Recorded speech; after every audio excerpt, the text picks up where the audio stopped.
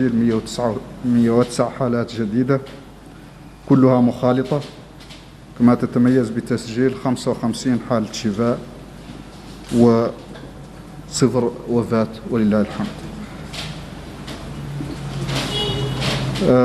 وهكذا عدد الإصابات بلغ 4472، من بينها 4241 حالة مخالطة، 133 حالة مجتمعية، 98 مستوردة، وبلغ عدد حالات الشفاء 1677، في حين رحل 129 شخص رحمهم الله. الحالات النشطة اليوم تبلغ 2666 حالة، من بينها 2261 حالة بدون أعراض، 394 لديهم أعراض خفيفة، و11 يحتاجون للرعاية. الفحوصات التي تم إجراؤها في 24 ساعة الأخيرة كانت 803 من الفحوص، من بينها 125 للمتابعة و678 للتشخيص، وهكذا بلغ عدد الفحوص إجمالا 41862 منذ بداية الجائحة.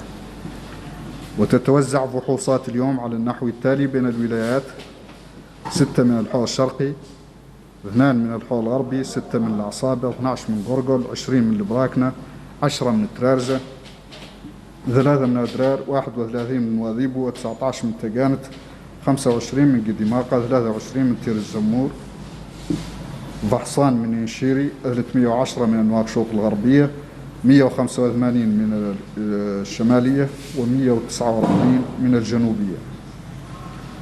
وتتوزع الحالات الجديدة على النحو التالي: حالة في كيهيدي، 2 في مبود، 1 في مقامة، 1 في علاق، 1 في وجفت، 3 حالات في نواذيبو، 13 حالة في القصر، 6 في السبخة، 18 في تفراق زينة، 5 في دار النعيم، 10 في تيارت، 13 في توجونين، 20 في عرفات، 9 في الميناء، و6 حالات في الرياض.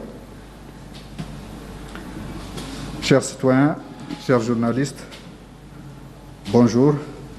La situation épidémiologique aujourd'hui se caractérise par l'enregistrement sans cas nouveaux. Tous sont des cas contacts.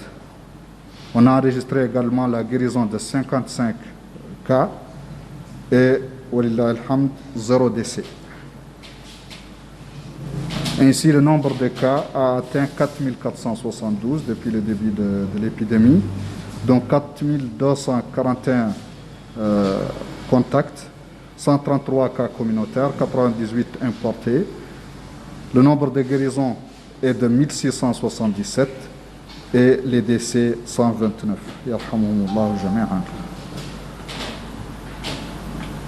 Les cas actifs aujourd'hui sont au nombre de 2666, dont 2261 asymptomatiques, 394 avec des signes légers et 11 nécessitant un suivi rapproché. Les tests, on en a fait 803 au cours des dernières 24 heures, dont 125 de suivi et 678 de diagnostic. Ainsi, le nombre total de tests effectués depuis le début de la crise est de 41 862 tests.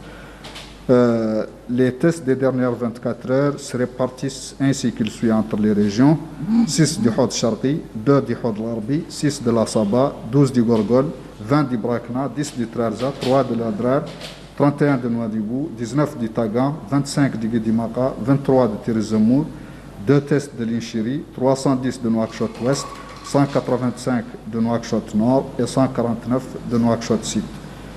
Les nouveaux cas se répartissent ainsi qu'il suit entre les Muqata'a: 1 cas de Kaïdi, 2 de Mbout, 1 de Maqama, 1 d'Alek, 1 de Oujeft, 3 de Nouadhibou, 13 de Diksar, 6 de Sabkha, 18 de Tevrak Zena, 5 de Dar Naïm, 10 de Teret, 13 de Toujouni, 20 de Arafat, 9 de Mina et 6 de Riyad. Assalamu alaikum wa rahmatullah wa ila ghadin inshallah.